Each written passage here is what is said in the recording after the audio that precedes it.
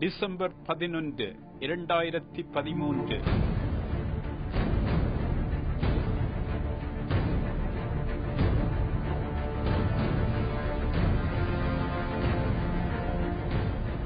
இந்திய தண்டனை சட்டத்தின் பிரிவு 377 செல்லுபடியாகும் என்று உச்ச நீதிமன்றம் தீர்ப்பு அளித்தது. இந்த தீர்ப்பின் தாக்கத்தை பற்றி பேசுகிறது இந்த வார சுவடு.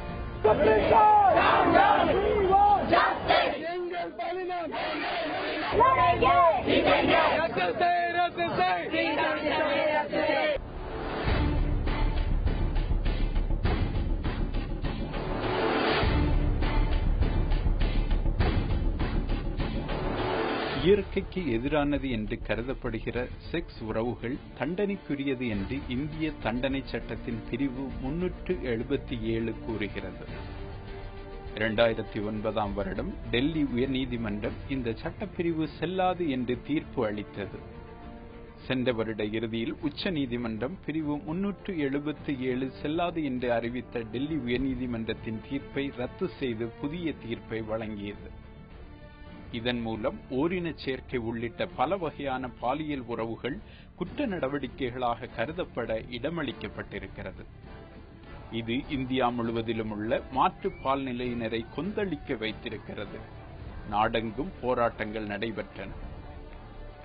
மத்திய அரசு இந்த தீர்ப்பை மாற்றுவதற்கு உச்ச நீதிமன்றத்தின் 5 நீதிபதிகள் அமர்வு விசாரிப்பது உள்ளிட்ட பல சட்டபூர்வமான வழிகளை ஆராய்வதாக உறுதியளித்திருக்கிறது. காங்கிரசின் தேர்தல் அறிக்கை ஓரின சேர்க்கை குற்றமாக்கப்படுவதை தடுப்போம் என்று உறுதி கூறியிருக்கிறது.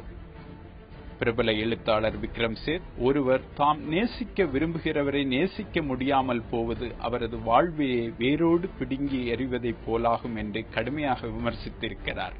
தமிழ்நாட்டில் மாற்று பாலினத்தவர்களின் அறியப்பட்ட குரலான ரோஸ் உச்ச நீதிமன்றத்தின் முடிவு குறித்த தனது கரிசனத்தை பதிவு செய்கிறார். நம்ம தமிழ்நாடை பொறுத்த வரைக்கும் இல்ல இந்தியாவை பொறுத்த வரைக்குமே பாலியல் விஷயங்களை பத்தி பேசுவதற்கான ஒரு தைரியம் மக்களுக்கு இல்ல. அதை ஒரு கேவலமா நினைக்கிறாங்க, இல்ல ஒரு கூச்சமா நினைக்கிறாங்க, ஒரு அசிங்கத்துக்குரிய ஒரு விஷயமா நினைக்கிறாங்க. ஆனா இந்த நாட்டுல பாத்தீங்கன்னா மக்கள் தொகை பெருத்தெடுத்து ஓடிக்கிட்டே இருக்குது. மக்கள் தொகை அதிகமாக ஆக எல்லா விதத்திலையும் போட்டிகள் அதிகமாகுது.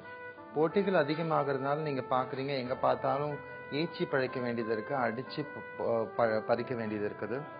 இந்த மாதிரி மக்கள் தொகையில பெருகிறதுனால வரக்கூடிய அனைத்து பிரச்சனைகளுக்கும் இந்தியால சாதாரண மக்கள் எல்லாரும் அடிபட்டு உணர்ந்த ஒரு உண்மைதான் அது. சோ மக்கள் தொகையை குறைக்கணுங்கிறதுக்காக கல்யாணம் பண்ணிக்கோங்க, ஆனா 2 பிள்ளையோட நிறுத்திக்கோங்க அப்படின்னு சொல்லிட்டு இருந்தாங்க. இப்ப ஒரு பிள்ளையோட நிறுத்திக்கிற ஒரு மனப்பான்மையும் பொதுமக்களுக்கு வந்துருச்சு. அடுத்த நம்ம என்ன யோசிக்கணும் அப்படின்னு பாத்தீங்கன்னா, மக்கள் தொகை பெருக்கம் குறைக்கணும்னா பெரும்பாலானோர் முன் குழந்தை இல்லாத ஒரு வாழ்க்கையை, ஒரு காதலோட ஒரு வாழ்க்கையை நம்ம வாழ வேண்டும் அப்படின்னு சொல்லி அவங்க தன்னார்வத்தோட வெளியில வரணும். அத இயற்கையாவே இயற்கை மக்கள் தொகை பெருக்காம இருக்கிறதுக்காக, ஒரு பேலன்ஸ் இருக்கிறதுக்காக ஓரின சேர்க்கை மனப்பான்மையும், ஒரு ஆண் உடல்ல பிறந்து ஒரு பெண் மனமாகி திருநங்கை ஆகிறவங்களையும் சரி, ஒரு பெண் உடல்ல பிறந்து ஒரு ஆணாக மாறக்கூடிய உணர்வு கொடுக்கறவங்களையும் சரி, இயற்கை அந்த மாதிரி படைக்குது. ஆனா இவங்க என்ன சொல்றாங்க, சட்டம் என்னும் பேர்ல இயற்கைக்கு புறம்பானங்கிறாங்க. நான் ஒரே ஒரு கேள்வியை இவங்க கிட்ட கேட்க விரும்புறேன். இயற்கை உங்க முன்னாடி எப்ப தோணி உங்க காதுல சொல்லுச்சு, இல்ல உங்க கண்ணு முன்னாடி எப்போ இயற்கை நான் இதுதான் இயற்கைன்னு சொல்றேன், இதெல்லாம் இயற்கை இல்லைன்றேன் அப்படின்னு சொல்லி இயற்கை எப்ப உங்ககிட்ட சொல்லுச்சு? அதற்கான ஆதாரங்கள் இருக்கா? 1000 தான் இவங்க சொன்னாலுமே மனித இயல்புங்கிறது அதை எவனாலையும் மாத்த முடியாது. மனித இயல்பு, மனித இயற்கை, அது இயற்கை தான். அதை யாராலுமே மாத்தி அமைக்க முடியாது. ஒரு குழந்தை பிறந்து அது வளர வளர தன்னை ஒரு ஆணாவே அடையாளம் கண்டாலும், அது ஒரு ஆணாவே பிறந்து ஆண் உடல்ல பிறந்து ஆணாவே அடையாளம் கண்டாலும், அதுக்கு ஒரு 7-8 வயசுல இருந்து அதுக்கு அந்த ஒரு பெண்கள் மேல ஒரு ஈர்ப்பு அது வர ஆரம்பிக்குது. நான் என்னுடைய நண்பர்கள் கிட்ட நிறைய பேர்கிட்ட பேசும்பொழுது அவங்க என்ன சொல்லக்கூடியது என்னன்னா, சின்ன வயசுலயே எனக்கு லவ் பண்ற மாதிரி மனசு வந்துச்சு, அந்த இவங்களை சைட் அடிச்சு அப்படின்னு சொல்றாங்க. சோ வளர வளர அவனுக்கு அது ஒரு காதல் உணர்ச்சி பெண் மேல வருது. அது அவனுடைய இயற்கை. அப்படின்னா ஒரு சில குழந்தைகள் பெண் உடல்ல பிறந்து இல்ல ஆண் உடல்ல பிறந்து வளர வளர அது அதே பாலினத்து மேல ஈர்ப்பு வருதுன்னா அந்த குழந்தைக்கு யாராவது வந்து என்ன சொல்லுவாங்க, ஊசி போட்டு அந்த குழந்தையோட மனசை மாத்திட்டாங்களா? அந்த குழந்தையோட உணர்வும் அதோட இயற்கையான உணர்வு தான் அது. இவங்க எப்படி அது இயற்கை அற்றதா சொல்லலாம்? எங்கள் பாலினம் எங்கள் உரிமை, எங்கள் உரிமை, எங்கள் பாலினம் எங்கள் உரிமை, வேண்டும் வேண்டும். சோ இந்த ஓரண சேர்க்கை உறவுகள் வந்து மதம், ஜாதி விஷயங்கள அப்பாற்பட்ட மனித உணர்வு சார்ந்த, காதல் சார்ந்த, அன்பு சார்ந்த ஒரு விஷயம். அது உணர்வு, அது இயற்கையோடைய உணர்வு. இதை எவனாலையும் மாத்த முடியாது. எவனுக்கும் வந்து இது தப்புன்னு சொல்றதுக்கு எவனுக்குமே உரிமை கிடையாது ஃபர்ஸ்ட். ஆனா சில ஆயிரக்கணக்கான வருடங்களா இப்படி சொல்லி கொண்டு வராங்க. 100 கோடி பேருக்கு அவன் சொல்லலாம். ஆனா கிட்டத்தட்ட 5-10 கோடி மக்கள் வரைக்குமே எனக்கு தெரிஞ்சு எல்ஜிபிடி சமுதாயத்தை, அதாவது பெண் ஓரின ஈர்ப்பாளர்கள், ஆண் ஓரின ஈர்ப்பாளர்கள், ஆண் பெண் இருவரிடமும் ஈர்ப்புடைய கூடிய மக்கள், திருநங்கையர், இப்படின்னு எல்லாரும் இருக்கிறாங்க. இன்னும் கேட்டா இந்த மாதிரி உறவுகளை நான் அசிங்கப்படுத்தல இல்ல கலங்கப்படுத்தல அப்படின்னா, இந்த மக்களுடைய மக்கள் தொகை எல்லாரும் தைரியமா வெளியில வந்து அவங்களுடைய அன்புகளை வெளிப்படுத்தும் பொழுது, காதலை வெளிப்படுத்தும் பொழுது, அவங்களுடைய உண்மையான எண்ணிக்கை பாத்தீங்கன்னா பெருமளவு வந்துடும். ஓரின சேர்க்கை முழுக்க முழுக்க அது இயற்கையோட வந்த ஒரு விஷயம், இயற்கையால் தூண்டப்பட்ட ஒரு விஷயம். ஆண் பெண் உறவுல கூட எத்தனையோ சட்டங்கள் வந்து கொண்டு வராங்க. இவங்க திருமணத்துக்குள்ளதான் உடல் உறவு கொள்ளணும், திருமணத்தை மீறி வெளியே உடல் உறவு கொள்ளக்கூடாதுன்னு சட்டம் இருக்குது. இல்லைனாலும் சட்டம் இல்லைனாலும் மதம் பேர்ல அதை சொல்லி சொல்லி நமக்குள்ள வந்து ஒரு ஒரு ஒரு பொய்ய வந்து நீங்க 100 இல்ல 1000 வாட்டி சொல்லி சொல்லி சொல்லி எல்லோரையும் நம்ப வச்சிட்டீங்கன்னா, அதுல ஒருத்தன் வித்தியாசமா யோசிச்சா கூட அவனை என்ன பண்ணுவாங்க, முட்டாளா ஒரு பைத்தியமா பார்க்க வைத்து அவனையே வந்து ஒருவேளை நம்ம நினைக்கிறதே தப்பா இருக்கும் போல இருக்குன்னு சொல்லிட்டு அவன் வெளியே பேச முடியாத அளவுக்கு, அந்த அளவுக்கு வந்து தமாரம் அடிச்சு இந்த விஷயங்களை பரப்பி வச்சிருக்காங்க, இந்த பொய்களை. சோ அதான் இப்போதைக்கு இந்த சூழல்ல வந்துட்டு ஓரின சேர்க்கையாளர்கள் இப்போதான் இந்தியால பெருமளவு தைரியமா வந்து எழுந்து தன்னுடைய உரிமைகளை கேட்கும் அளவுக்கு வளர்ந்துருக்கிறாங்க. அதுக்கு ஒட்டுமொத்த முக்கிய காரணம் இந்த இணையதளங்கள், இன்டர்நெட் தான். இன்டர்நெட் இல்லைன்னா இன்னும் கூட பெருமளவு வந்து வீட்டுக்குள்ள அடைஞ்சு கிடந்துதான் இருப்பாங்க இவங்க.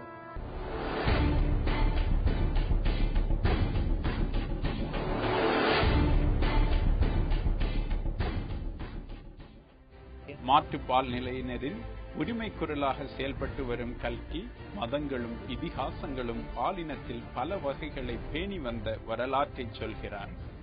உச்ச நீதிமன்றத்தினுடைய இந்த தீர்ப்பு வந்து பெரிய அளவில் எனக்கு ஏமாற்றத்தை கொடுத்ததுன்னு சொல்லலாம். இந்த தீர்ப்பு நான் மட்டும் இல்லை, நிறைய திருநங்கைகள், திருநம்பிகள், அதையும் தாண்டி ஹியூமன் ரைட்ஸ் ஆக்டிவிஸ்ட், மனித உரிமை செயற்பாட்டாளர்கள் யாருமே எதிர்பாராத ஒரு தீர்ப்பாக அமைந்தது. அதிர்ச்சியான ஒரு தீர்ப்பாக அமைந்ததுன்னு சொல்லலாம். அதிலும் குறிப்பாக எங்களுடைய திருநங்கை சமூகத்துல திருநம்பிகள் இருக்கிறாங்க. அந்த திருநங்கைகள், திருநம்பிகள் எல்லோருமே வந்து மிகவும் வந்து மனம் நொந்த ஒரு தீர்ப்பாக இருந்துச்சு. குறிப்பா இது ஏன் திருநங்கை சமூகத்தையும் கூட இந்த தீர்ப்பு அப்படிங்கறது பாதிக்கும் அப்படின்னா, நிறைய திருநங்கைகள் வந்து இன்னும் முழுவதுமாக மாறாத, உடல் ரீதியாக பெண்ணாக மாறாதவர்கள் இருக்கிறார்கள். திருநம்பிகள் உடல் ரீதியாக ஆணாக மாறாதவர்கள் இருக்கிறாங்க. அப்போ அவர்களுடைய காதல் வந்து உடல் ரீதியாக பார்க்க போனா அவர்கள் இன்னும் ஆணாகத்தான் இருக்கிறார்கள். ஒரு திருநங்கை இன்னொரு ஆண் மீது காதல் கொள்ளும் போது அது சட்டப்படி சட்டம் தவறு என்று சொல்கிறது. அதே மாதிரி ஒரு திருநம்பி முழுவதுமாக சிகிச்சைகள் எல்லாம், மருத்துவ சிகிச்சை எல்லாம் செஞ்சு மாறாத ஒரு திருநம்பி வந்து இன்னொரு பெண் மேல் காதல் வைத்தால் அதை இந்த சட்டம் வந்து வேறு விதமாக தான் பார்க்கிறது. இது எல்லாத்தையும் வந்து அன்பு என்ற ஒன்றையே வந்து ஒரு குற்றமாக பார்க்கிறது இந்த சட்டங்களும் சமூகமும். அப்படிங்கும் போது நாம எந்த நூற்றாண்டில் இருக்கிறோம் அப்படிங்கிற கேள்விதான் வருது.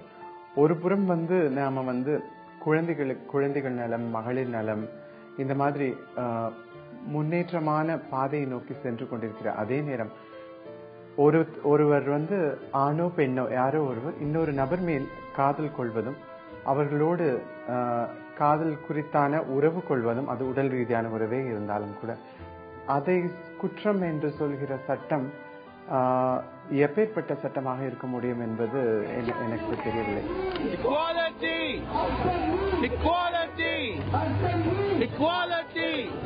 அன்பு செய்வது குற்றம், காதல் செய்வது குற்றம், காதலோடு கலந்த காமம் என்பது குற்றம் என்று வரிசையாக குற்றங்கள் பட்டியலிடப்படும். இது வெறும் திருநங்கைகள், திருநம்பிகள், ஒரு பால் ஈர்ப்பாளர்கள், அதாவது ஒரு பால் ஈர்ப்பு கொண்ட பெண்கள், ஆண்கள் மட்டுமல்ல இதனால் பாதிக்கப்படுவது. பார்க்க போனால் அனைவருமே ஒரு திருமண பந்தத்தில் இருக்கிற அனைவருமே ஒரு தாம்பத்தியம் கொள்கிற அனைவருமே இந்த சட்டத்தினால் பாதிக்கப்படுவார்கள் மறைமுகமாக. இயற்கைக்கு மாறான உறவு என்பதை விரிவாக்கினால் நிறைய விஷயங்கள் இயற்கைக்கு மாறானதாக சட்டம் பார்க்கலாம். வாய் வழி புணர்ச்சி, ஆசன வாய் புணர்ச்சி, இந்த மாதிரி விஷயங்கள் எல்லாமே இயற்கைக்கு மாறானது என்று சொல்லும் போது ஒரு கணவனும் மனைவியும் அந்த மாதிரி ஒரு புணர்வில் ஈடுபட மாட்டார்களா? அது அரசு மற்றவர்களுடைய அரசும் சரி சட்டமும் சரி ஒருவருடைய படுக்கை அறையில் எட்டி பார்ப்பது என்பது ஏற்புடையதே அல்ல. இந்த தீர்ப்பும் இந்த சட்டமும் 377 IPC 377 இந்த சட்டமும் இந்த தீர்ப்பும் மற்றவர்களுடைய படுக்கை அறையை எட்டி பார்ப்பதை போலதான். எட்டி பார்ப்பதை போல அல்ல, எட்டி பார்ப்பதுதான். இப்போ இந்தியாவை பொறுத்த வரைக்கும் நம்மளுடைய நாடு மிகப்பெரிய ஒரு வேற்றுமையில் ஒற்றுமை காண்பது அப்படின்னு சொல்லுவோம்.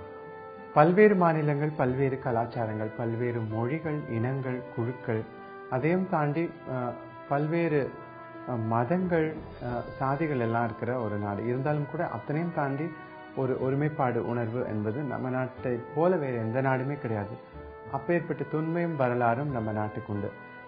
ஆனா நம்மளுடைய நாகரிகமே நம்மளுடைய மூதாதையர்களாகட்டும், நம்மளுடைய நாகரிகமாகட்டும், பண்டைய கால நாகரிகத்தை எடுத்துக்கொண்டால் கண்டிப்பாக திருநங்கைகளும் திருநம்பிகளும் இப்படி மாற்று பாலுணர்வு கொண்டவர்களும் மாற்று பாலியல் விருப்பம் கொண்டவர்களுக்குமான இடம் இருந்திருக்கிறது என்று சொல்லலாம். நம்மளுடைய இந்து மதத்தில் எடுத்துக்கொண்டால் கிருஷ்ணர் பெண்ணாக பலமுறை அவதரித்திருக்கிறார், மோகினியாக என்று சொல்லலாம். அது நன்மைக்காகத்தான், ஒரு அதர்மத்தை அழிப்பதற்கும் நீதியை நிலைநாட்டுவதற்கும் ஆண் ஒரு பெண்ணாக, ஒரு ஆண் தெய்வம் பெண் தெய்வமாக மாறுகிறது. குறிப்பாக பார்க்க போனால் பார்க்கடலில் அமிர்தம் எடுப்பதற்கு மோகினியாக அசுரர்களை அடக்கி தேவர்களுக்கு அமுதம் அழிப்பது போன்ற கதைகள் எல்லாம் இருக்கின்றன. அதையும் தாண்டி பஸ்மாசுரனை அழிப்பதற்கு விஷ்ணு மோகினி அவதாரம் எடுத்ததாக கதைகள் உண்டு. பிறகு சிவனோடு இணைந்து மோகினியும் சிவனும் இணைந்து ஐயப்பன் உருவான கதைகள் எல்லாம் இருக்கிறது. இது போல நமது வரலாற்றிலேயே அர்த்தநாரீஸ்வரர் என்ற ஒரு அற்புத கடவுள், ஆண் பெண் இணைந்த அந்த அர்த்தநாரீஸ்வரம், அது போன்ற ஒரு அற்புத கடவுள்கள் உண்டு. அது போல நமது சிறு தெய்வங்களில் கூட நிறைய அங்காள பரமேஸ்வரி என்று சொல்லக்கூடிய தெய்வத்திற்கு கூட அந்த திருநங்கை தன்மை இருக்கிறது என்று சொல்கிறார்கள். அதுபோல பகுச்சர மாதா, வடநாடுகள் பகுச்சர மாதா, எல்லம்மா என்று பல தெய்வங்கள் நம்மளுடைய மதத்தில் மட்டுமல்ல, நம்மளுடைய இதிகாசங்களிலும், ராமாயணத்திலும் சரி மகாபாரதத்திலும் சரி. மகாபாரதத்தில் அர்ஜுனன் பிரஹனல்லாவாக ஒரு வருடம் திருநங்கையாக அவர் ஒரு அரண்மனையில் அவர் ஒரு நாட்டிய ஆசிரியராக இருந்ததாக மகாபாரதத்தில் உண்டு. அது போலவே சிகண்டி, அம்பை என்கிற பெண் சிகண்டி என்கிற ஆணாக மாறி பீஷ்மரை பழிவாங்கியதாக நிறைய கதைகள் இருக்கின்றன. இவற்றையெல்லாம் நாம் ஏற்றுக்கொள்கிறோம். இவற்றை எல்லாமே ஒரு நீதி கதைகளுக்காக, தர்மத்தை நிலைநாட்டுவதற்கான ஒரு விஷயமாக பார்க்கிறோம். அதையும் தாண்டி பார்க்க போனால் நம்மளுடைய ரிக்வேதம், வேதங்களில் எல்லாம், காமசூத்ரா வேதங்கள் எல்லாவற்றிலுமே இது போன்ற பாலியல் மாறுபாடு கொண்டவர்களை பற்றிய குறிப்புகள் இருக்கின்றன. நம்மளுடைய சிற்பங்களிலும், கோவில் சிற்பங்களிலும் அத்தகைய விஷயங்கள் எல்லாம் கண்டிப்பாக இருக்கின்றன.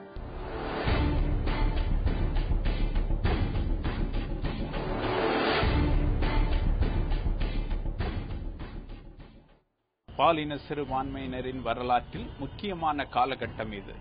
மனித உரிமை போராட்டத்திலும் இது வரலாற்று தருணம். ரோஸும் கல்கியும் என்ன செய்ய போகிறார்கள்?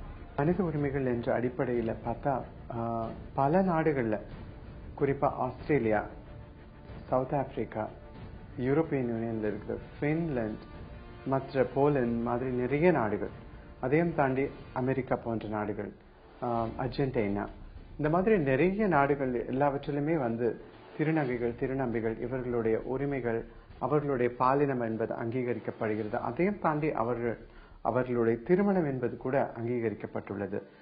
பல நாடுகள் முன்னேற்றம் அடைந்த மேற்கத்திய நாடுகள் எல்லாம் இத்தகைய விஷயங்கள் எல்லாம் மனித உரிமைக்கான விஷயங்கள். இதில் தலையிடுவதும் இதை குற்றம் என்று சொல்வதும் தவறு என்பதை உணர்ந்து இத்தகைய சட்டங்களை அதாவது இந்த ஒரு பால் ஈர்ப்பு கொண்டவர்களுடைய காதலாக இருந்தாலும் சரி, திருநங்கைகள் திருநம்பிகளுடைய பாலியல் அடையாளமாக இருந்தாலும் சரி, இவற்றை குற்றம் என்று சொல்வதே மனித உரிமைக்கு எதிரானது என்று பல நாடுகளில் சட்டம் கொண்டு வந்து விட்டார்கள். அதையும் தாண்டி பாதுகாப்பு இருக்கிறது, சட்ட ரீதியான பாதுகாப்பு அந்த நாடுகளில் வசிக்கின்ற மாற்று பாலினத்தவர்களுக்கு இருக்கின்றது. அர்ஜென்டினா போன்ற நாடுகள் மிகச்சிறந்த அளவில் திருநங்கைகள் திருநம்பிகளுக்கு ஒரு சட்டம் கொண்டு வந்து அவர்களுடைய உரிமையை பாதுகாப்பது மட்டுமல்லாமல் அவர்களுடைய திருமணத்தையும் அங்கீகரிக்கின்றன. ஆனால் நமது நாட்டில் அந்த மனித உரிமை என்பதே ஒரு கேள்விக்குறியாகிவிட்டது. சட்ட ரீதியாக பார்க்க போனால் நமது இந்தியன் கான்ஸ்டிடியூஷன் அது எல்லோரையும் ஒரே மாதிரி தான் பார்க்கிறது. ஆண் என்றோ பெண் என்றோ குறிப்பிடப்படவில்லை, மேன் ஆர் விமன் என்று குறிப்பிடப்படவில்லை. பர்சன் அல்லது சிட்டிசன் என்று தான் நம்மளுடைய இந்தியன் கான்ஸ்டிடியூஷன்ல இருக்கு. ஆனால் நடைமுறையில் அப்படி இல்லை என்பது மிகவும் வருத்தமான விஷயம். திருநங்கைகளும் திருநம்பிகளும் சமூகத்தில் மிகவும் கடைக்கோடியில் மிகவும் கேவலப்பட்டு துன்பப்பட்டு வாழ்கிறார்கள். ஒரு விசாலமான பார்வை கொண்டு நாம் பார்த்தோமானால் கண்டிப்பாக சட்ட ரீதியான அங்கீகாரங்கள் மிகவும் அவசியம். குறிப்பாக இப்போதைய தலைமுறையில் திருநங்கைகள் திருநம்பிகள் பெரும்பாலும் நிறைய திருநங்கைகள் பாலியல் தொழில் செய்கிறார்கள், பிச்சை எடுக்கிறார்கள். அரசுகள் தற்காலிக தீர்வுகளாக சுய உதவி குழுக்களோ அல்லது பொருளாதார ரீதியாக ரேஷன் கார்டு வழங்குவது, ஐடி கார்டு வழங்குவது போன்ற விஷயங்கள் எல்லாம் ஏற்படுத்துகிறார்கள். ஆனால் ஒரு லாங் டேர்ம் விஷன், ஒரு நீண்ட கால யோசனையை கருத்தில் கொண்டு நீண்ட கால தீர்வு என்பதை அரசு கவனிக்கவில்லை. இந்த நமது சட்டங்களும் இல்லை என்பது மிகவும் துரதிருஷ்டவசமானது. மனிதர்களுக்குள்ளும் ஆண்கள் பெண்கள் என்று இருந்தாலும் கூட இவர்களுக்கும் மீறி பல பாலியல் தன்மை கொண்டவர்கள், பாலியல் பிறப்பு கொண்டவர்கள் எல்லோருமே இருக்கிறார்கள். இவர்கள் எல்லோருக்கும் அத்தகைய ஒரு தன்மையையும் அடையாளத்தையும் கொடுத்தது யார்? இயற்கை தானே. அவர்களை படைத்ததும் அந்த இயற்கை தான். அவர்களுடைய காதல் உணர்வை படைப்பதும் அந்த இயற்கை தான்.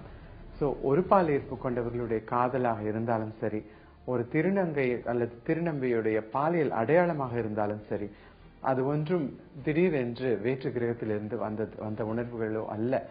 அதுவும் இயற்கையாக தோன்றியவைதான். கலாச்சார ரீதியாக இது இயற்கைக்கு மாறானது என்று நாம் சொன்னாலும் கூட அது முற்றிலும் ஒரு தவறான வாதம் தான். ஏனென்றால் இந்த காதல் உணர்வுகளும் இயற்கையான ஒன்றுதான். இந்த பாலியல் அடையாளங்கள் அனைத்துமே இயற்கையான ஒன்றுதான். நமது மனிதர்கள் தவிர உயிரினங்கள், தாவரங்கள், மிருகங்கள், பறவைகள் எல்லாவற்றிலுமே ஆண் தன்மை பெண் தன்மை இரண்டும் கலந்த படைப்புகள் ஏராளமாக இருக்கின்றன. சாதாரண ஒரு சின்ன விஷயம், ஒரு மண்புழு, அதற்கு கூட ஒரு ஆண் உறுப்பு பெண் உறுப்பு என்று இரண்டுமே இருக்கிறது. மண்புழு தன்னைத்தானே படைத்துக் கொள்ளக்கூடிய ஒரு ஆற்றல் பெற்றது. நம்மளுடைய புராணங்கள்ல போனா முருகர் கார்த்திகேயனை படைத்தது சிவனுடைய அக்னி. கணபதி என்று சொல்லக்கூடிய விநாயகரை படைத்தது பார்வதி மட்டும்தான். சோ முருகரை தனியாக சிவன் படைத்தார், பார்வதி விநாயகரை படைத்தார். அதுபோல நமது பாலியல் பிறப்புகள் என்பது நமது புராணங்களிலேயே விதம் விதமாக வெவ்வேறு வகையில் இருக்கின்றன. இது எல்லாத்தையும் நாம் தற்கால கலாச்சாரத்தில் இந்த சமயத்தில் மறந்து விட்டோம். ஒரு புறம் இந்த மாதிரி ஒரு பால் ஈர்ப்பு கொண்டவர்கள், திருநங்கைகள் திருநம்பிகள் இந்த மாதிரி இருப்பவர்கள் எல்லாருமே மேற்கத்திய கலாச்சாரம் என்று சொல்லக்கூடிய மேற்கத்திய கலாச்சாரத்தால் தான் இந்த ஒரு பால் ஈர்ப்பு, ஓரின சேர்க்கை எல்லாம் உருவாகிறது என்று சொன்னாலும் கூட அடிப்படையில் அது ஒரு தவறான வாதம். அந்த காலத்தில் ஏதோ ஒரு அவசரத்தில் பிறப்பிக்கப்பட்ட அந்த சட்டம் கிட்டத்தட்ட 50 ஆண்டுகளுக்கு முன்பே அது எங்கு படைக்கப்பட்டதோ, அந்த சட்டம் எங்கு இயற்றப்பட்டதோ அந்த நாட்டிலேயே அந்த சட்டம் அகற்றப்பட்டு விட்டது. இங்கிலாந்திலேயே அந்த 377 IPC அகற்றப்பட்டு விட்டது. இருந்தாலும் கூட இலங்கை, இந்தியா இது போன்ற நாடுகளில் இன்னும் அந்த சட்டத்தை வைத்துக்கொண்டு அவர்களுடைய சட்டத்தை வைத்துக்கொண்டு நாம் தொற்றிக் கொண்டிருக்கிறோம். நமது மக்களை அடக்குமுறை செய்கிறோம்.